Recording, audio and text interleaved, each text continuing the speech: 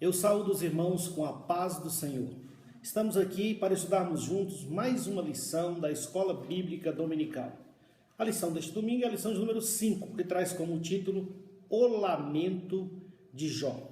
Ao longo do trimestre estamos estudando o tema A Fragilidade Humana e a Soberania Divina, o sofrimento e a restauração de Jó. Irmãos, lamento é algo comum na Bíblia Sagrada. Há de ser que alguém lê o livro de Jó e acha que Jó estava murmurando ou blasfemando, já que ele utiliza, nós vamos ver ao longo da lição, expressões fortes. Mas ali é apenas um lamento. Jó está lamentando. Era comum, principalmente no Antigo Testamento, as pessoas expressarem a sua tristeza, o seu desespero, de alguma forma. Uns rasgavam as suas vestes e se cobriam de saco e cinza, e ficavam ali clamando, entristecidos, chorando. Isso era comum no Antigo Pacto, na Antiguidade, conforme narrado pela Bíblia Sagrada. Mas Jó, apesar do seu lamento, nós vamos ver que ele não murmurou contra Deus. Murmuração é diferente de lamento. Você lamenta uma situação e a murmuração é reclamar, dirigindo essa reclamação contra algo que Deus fez ou contra o próprio Deus mesmo. Mas Jó, nós vamos ver nessa lição, estava num estado de angústia e desespero tamanho que ele chegou ao ponto de desejar a morte. E desde já nós vamos deixar esclarecido que Jó jamais cogitou de suicídio. Ele sabia que apenas o Senhor pode dar a vida e apenas o Senhor pode tirar a vida. O que Jó fez, nós vamos ver, foi um lamento. Um lamento após um período de silêncio. Ele ficou sentado ali por 7 dias, juntamente com seus amigos, e ele estava emudecido. Nada falava. Mas o capítulo 3 começa dizendo que aí então ele vai abrir a sua boca e a primeira coisa que ele vai fazer é amaldiçoar o dia em que ele nasceu. Então nós vamos destacar, conforme a lição, 3 lamentos de Jó. O primeiro lamento de Jó é: por que nasci? Por que nasci? Ele está querendo dizer com essa pergunta, com essa indagação, ele está querendo dizer: eu nunca devia ter existido. Eu nunca devia ter existido. Se for para eu nascer, ter nascido e sofrer e passar o que eu estou passando, eu preferiria nunca ter nascido. E ele pergunta: por que eu nasci? Qual o propósito do meu nascimento? E nós vamos ver que o nascimento, não só de Jó, mas de cada um de nós, tem propósito. Talvez até você já tenha pensado isso também. No meio de uma luta, de uma tribulação, você tenha pensado isso. Por que eu nasci? Por que eu existo? Eu nunca devia ter nascido.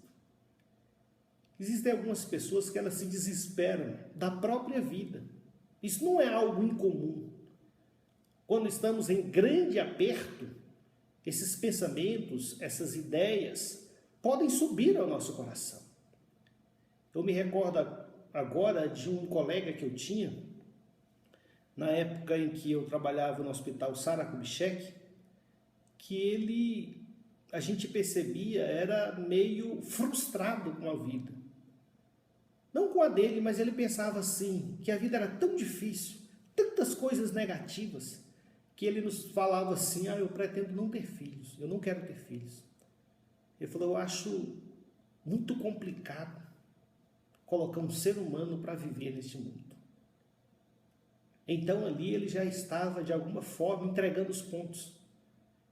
Ele próprio estava decidindo não colocar um ser humano no mundo, através de atos dele, porque ele achava o mundo muito terrível. Era a opinião dele. Mas irmãos, Deus, o nosso Deus, que tem a presciência, que sabe todas as coisas de antemão, ele não pensa assim. E ele não é assim. Como os irmãos sabem, todos nós sabemos, Deus, ao criar o homem, sabia que o homem ia cair em pecado. E sabia que o resgate da alma do homem custaria a morte do seu próprio filho. E aí eu pergunto para os irmãos, Deus, sabendo disso, não poderia muito bem decidir não criar o homem? Eu não crio o homem. O meu filho jamais vai morrer na cruz. Não vai passar por esse suplício, por esse sacrifício. Mas nós vimos, irmãos, que a lógica de Deus é diferente. Ele aceita o desafio. Por mais difícil que seja, entregar o próprio filho, ele aceitou esse desafio e criou o homem, sabendo que o homem pecaria, sabendo que o homem erraria, sabendo que seria necessário um sacrifício. Mas ele aceitou. Ele tinha o poder de se livrar de tudo isso. E Jó aqui está preferindo nunca ter nascido. E eu pergunto, será que você, se soubesse de antemão de alguns prejuízos que você teve na vida, algumas lutas, algumas tribulações, será que você também não diria isso? Eu prefiro não nascer. Se você tivesse essa opção. Ou não tendo essa opção, você poderia se expressar como Jó. Eu nunca devia ter nascido. Jó amaldiçoou o dia do seu nascimento. Ele desejou que aquele dia terrível em que ele nasceu, fosse um dia triste, um dia sombrio, um dia de trevas, um dia que não pudesse nem mesmo ser contabilizado no tempo, fosse excluído aquele dia.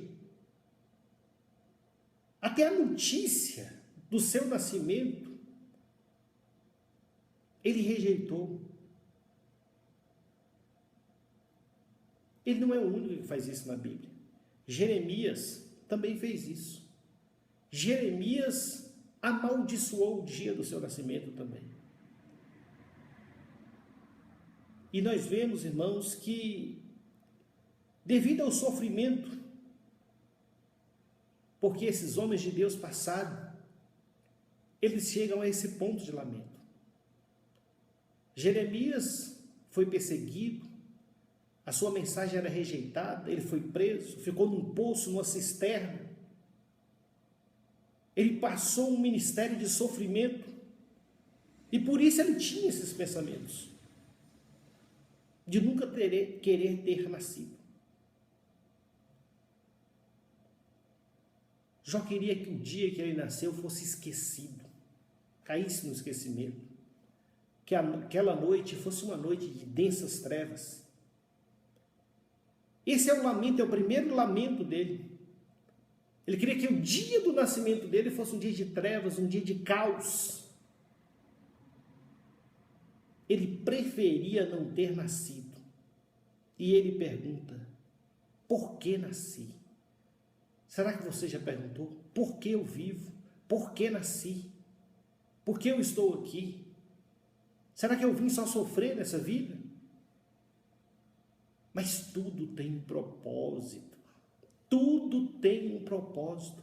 Veja, a história de Jó está registrada na Bíblia Sagrada. Esse livro de Jó tem milhares de anos. E a história dele ecoou por todo o mundo, em todas as épocas. E é um alento para todos os que sofrem, para todos os que passam tribulações. É um consolo, é um conforto. Então esse foi o seu primeiro lamento. Mas ele teve um segundo lamento também. E os irmãos vão perceber que há uma sequência de ideias. Primeiro ele fala, por que eu nasci? Eu não devia ter nascido. O segundo lamento dele é, por que não nasci morto? Tudo bem que eu tenha nascido, que eu deveria ter nascido, tudo bem. Mas por que eu não fui um natimorto? Por que eu não fui abortado? Por que eu não nasci morto? No hebraico aqui, no original, natimorto aqui, aparece como um aborto voluntário. Então não é um aborto espontâneo. Então não é um aborto provocado. Jó aqui não está a defender o aborto provocado, obviamente que não. Estamos vivendo em uma sociedade, e é muito apropriado falar isso agora, porque essa questão política está em evidência, uma sociedade que quer legalizar o aborto em todas as hipóteses. E nós já percebemos alguns crentes comprando essa ideia. Alguns crentes seguindo o curso do mundo e aceitando o assassinato de bebês em formação. Nós não podemos fazer isso.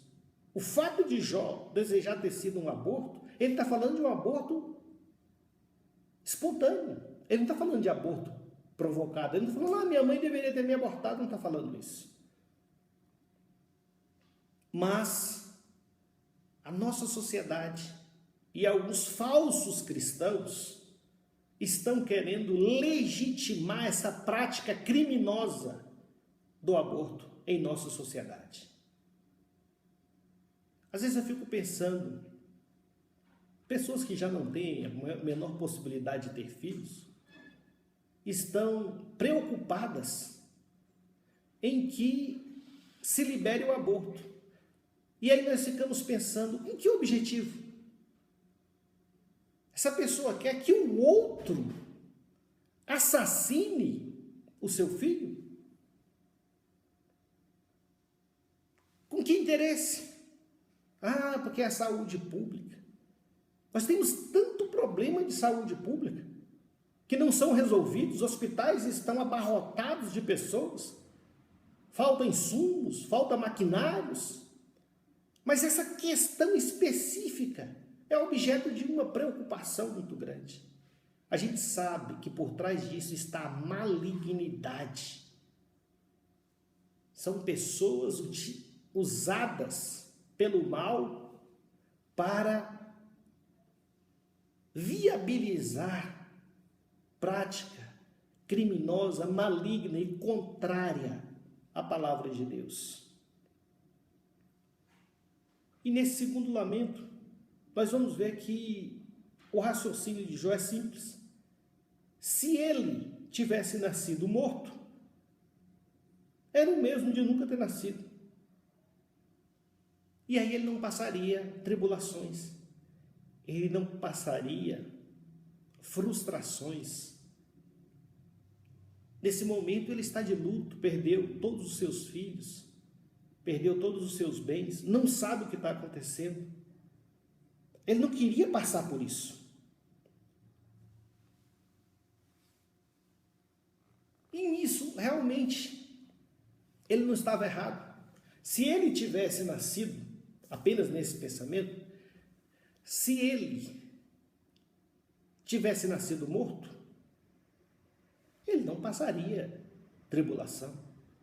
A palavra de Deus diz, no mundo tereis aflições. Ou seja, se você vive, necessariamente você vai passar por aflição. É impossível uma pessoa passar toda a sua vida e não experimentar nenhuma aflição, nenhuma angústia, nenhum dissabor, nenhuma frustração. É impossível. Jesus falou, no mundo tereis aflições. Evangelho segundo São João, capítulo 16, versículo 33, parte B. No mundo tereis aflições. Também na segunda epístola de Paulo a Timóteo, capítulo 3, versículo 12. Se nós queremos viver piamente em Cristo Jesus, necessariamente vamos padecer perseguições. Então é própria da vida humana e com muita especialidade, muita particularidade a vida do cristão, o sofrimento. Sofrer faz parte da vida do cristão. Jesus nunca utilizou de marketing para conquistar seguidores. Não, Jesus sempre falou a verdade. Ele não queria conquistar as pessoas, como fazem muitos hoje aí, com mentiras, com promessas infundadas, projetos inexequíveis. Jesus não tinha preocupação com isso. Tem a promessa da vida eterna. Tem a promessa de uma vida de alegria, de gozo, de paz. Mas não se esconde a dura realidade do sofrimento humano. Jesus nunca escondeu. E nós que pregamos o verdadeiro evangelho, nunca escondemos essa verdade. Nós não pregamos esse outro evangelho que não existe. Um evangelho de prosperidade. Um evangelho em que as pessoas vivem o tempo todo folgando e desfrutando dos prazeres da vida. Esse não é o propósito do evangelho. Essa não é a proposta de Cristo. Esse não é o evangelho da Bíblia Sagrada. Então o que nós vamos perceber é que Jesus falava a verdade. O que nós vamos perceber é que Jó estava certo. Porque eu nasci, eu vou sofrer, eu vou passar a tribulação. Ele não queria passar aquela tribulação que ele estava passando. E realmente, aquele que vive vai passar a tribulação. Mas a palavra de conforto, a palavra de consolo, está no Evangelho de João também, no capítulo 16, do versículo 33, na parte B. Prosseguindo, Jesus fala: mas tem de bom ânimo, eu venci o mundo. Jesus já venceu o mundo. Jesus é a garantia da nossa vitória. Assim como ele venceu e nós nele somos vitoriosos, aleluia, nós vamos vencer os obstáculos. Porque Jesus venceu, ele venceu por nós, ele venceu para nós. E quando nós estamos nele, nós vamos vencer também. Vem a tribulação, vem o sofrimento, vem a frustração, vem a prova, mas nós estamos em Cristo, alicerçados na palavra. Nós estamos com aquele que venceu e subjugou o sistema mundano decaído e subjugou o reino das trevas. E nós nele somos mais do que vencedores. Aleluia, glória a Deus. Então, o segundo lamento de Jó: porque eu não nasci morto. Tendo nascido morto, não iria experimentar o que eu estou experimentando agora. Não iria experimentar. O terceiro lamento de Jó: porque eu continuo vivo. Percebam os irmãos a sequência. Primeiro ele pergunta: por que eu nasci? Não devia nem ter nascido. Depois ele para e pensa: não, se eu tivesse nascido, tudo bem. Por que eu não nasci morto? Segunda indagação dele. A terceira indagação: já que eu nasci, já que eu não nasci morto, por que eu ainda estou vivo? Por que eu não morro agora então? Por que eu não morri antes? Porque ainda estou vivo. E a pergunta dele faz sentido, porque ele estava esperando a morte. Quando ele vai para as cinzas e fica ali no monturo jogado, raspando as suas feridas com um caco de telha, juntamente com dementes, juntamente com animais, com insetos. Ele queria morrer, ele foi para ali para morrer. Ele foi para ali para viver os seus últimos momentos. E aí ele está percebendo que não morreu. Ele fala, por que eu ainda estou vivo? Porque eu não tive uma morte repentina. E agora estou todo dolorido. Estou sofrendo. Antes do meu pão é um suspiro. O meu gemido são como águas derramadas. Então, eu estou sempre gemendo. Antes de comer, eu fico suspirando. Até quando eu vou viver assim? Por que eu não já morri? Aliás, esse lamento é um lamento comum nos Salmos. Até quando, Senhor? Até quando? Isso é um desespero por uma resposta, por uma solução. Então, o que nós vamos perceber nesse terceiro lamento de Jó é que ele está angustiado porque a morte não chega. Ele chega a indagar: por que que um homem miserável ainda vive? Por que que um homem esquecido de Deus, porque é assim que ele se via como um homem a quem Deus não faz caso algum, de quem Deus não faz caso algum, de quem Deus esqueceu. Um homem que caiu no esquecimento. Ele fala, por que uma pessoa dessa ainda vive? Ele fala sobre pessoas, e não só ele, que buscam a morte, mas a morte não vem. E aí alguém pode pensar, como já disse aqui no começo, será que Jó está defendendo aqui o suicídio? Irmãos, esse é um erro comum. Atualmente surgiram defensores de suicidas salvos. Não suportou a pressão, suicidou, mas Deus pode ter salvado, porque o sofrimento era muito grande, a pressão é muito grande, Deus é compreensivo. Eu sei que as pessoas que defendem isso, muitas vezes é por sensibilidade em relação aos entes queridos que aí ficam. É óbvio que ninguém vai sair alardeando que A, B ou C foi para o inferno, está no inferno. Ninguém pode falar isso. Mas o que nós temos que ensinar é que o ato do autoextermínio, o ato do suicídio, é um ato de rebeldia contra Deus. Ao Senhor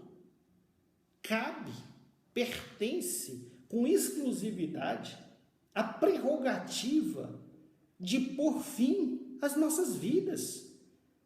É Deus que coloca o marco das nossas vidas. Eu não sei qual o marco que Deus colocou, o termo final que Deus colocou para a minha vida.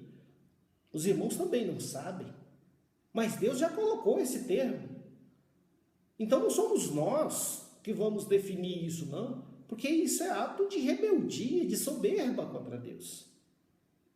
Então, por mais difícil que seja, e não é incomum crentes, servos de Deus, desejarem a morte. Alguns falam, Senhor, a luta é tão grande que o crente chega a falar, Senhor, me prepara e me leve. Me prepara e me leve. Mas veja que a temente é Deus. Inclusive, Ele não quer ser levado sem uma preparação. Prepara o meu coração, prepara a minha alma, Senhor, e me leva. Eu não aguento mais, eu não suporto mais. Elias, quando estava fugido de Jezabel, desejou a morte. Estava na caverna ali e desejou a morte. Mas ele queria suicidar-se? Não. Não. Uma coisa é você ir até o desejo da morte, mas reservando para Deus essa prerrogativa, essa decisão é de Deus. Já desejar a morte já é um ato de desespero, de lamento, de dor. Já é o ponto máximo. Nós não podemos ir além. E nós sabemos, irmãos, que o suicídio não é solução para nada. Aliás, o suicídio é um problema que pode ecoar por toda a eternidade. Então não é solução, o autoextermínio não é solução, principalmente para o cristão que conhece a Deus, conhece a palavra de Deus. Então se você está sofrendo, se a angústia é muito grande, você tem que se apegar em Deus. E será que não é por causa disso que veio esta lição? Veio essa lição para te confortar, te consolar, para que você saiba que servos de Deus, aprovados, dignos, amados por Deus, servos de Deus aos quais Deus dá referência e tem em elevada consideração, passam por tribulações tremendas, por lutas tremendas. Então essa palavra é uma palavra que está sendo direcionada para você que sofre, mas você tem que esperar em Deus. A conclusão que nós chegamos é que os lamentos de Jó decorreram da falta de conhecimento do que estava acontecendo em sua vida. Uma coisa é Deus te avisar e te falar: olha, tu vai passar por uma prova muito grande, vai acontecer um rebuliço, isso.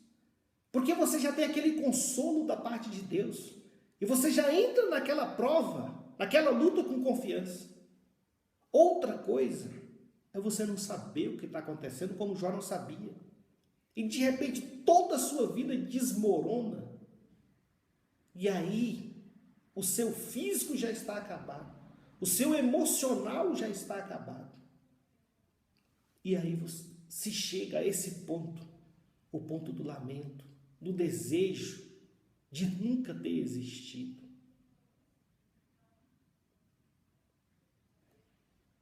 Em momento algum, Jó se rebela contra Deus. E é nesse ponto que Jó constitui um exemplo eloquente para os crentes de todas as épocas. Você pode lamentar, você pode sentar-se solitário, você pode demonstrar o seu sofrimento, mas jamais murmure contra o Senhor. Nunca na sua vida murmure contra o Senhor. Já vi crentes murmurando contra o Senhor, dizendo que desse jeito não vai dar para servir a Deus. Meu querido irmão, minha querida irmã, não faça isso. De qualquer forma nós vamos servir a Deus. De qualquer forma nós vamos servir a Deus. Aconteça o que acontecer, nós vamos servir a Deus. Sejamos como os 3 companheiros de Daniel, Sadraque, Mesaque e Abednego, que falam: olha, rei, nós não vamos nos curvar, nós não vamos idolatrar, nós não vamos servir a quem quer que seja, senão ao nosso Deus. E se Deus não nos livrar dessa fornalha de fogo, então nós vamos morrer. Mas nós não servimos, não nos curvamos a outro Deus, senão ao nosso Deus. Isso é convicção plena do Deus da nossa fé e do Deus a quem nós servimos. Que essas palavras possam consolar os corações de todos aqueles que servem a Deus e que passam por lutas e sofrimento. Tenhamos em mente, irmãos, que Deus sabe todas as coisas. Ele sabe o que está no teu coração, Ele sabe o que está no meu coração. Deus sabe tudo. Deus está no comando de todas as coisas. E no momento certo, Deus poderá reverter o teu cativeiro e o meu cativeiro. Vamos nos consolar com estas palavras. Vamos nos estimular à fé. Aleluia.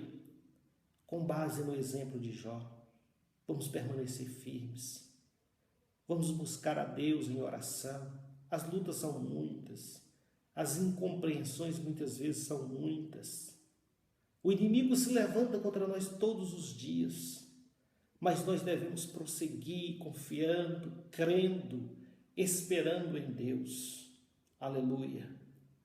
Então, nós queremos que verdadeiramente você possa compreender que a luta, que o sofrimento faz parte do cotidiano do crente. Vamos nos ajudar mutuamente, vamos interceder uns pelos outros.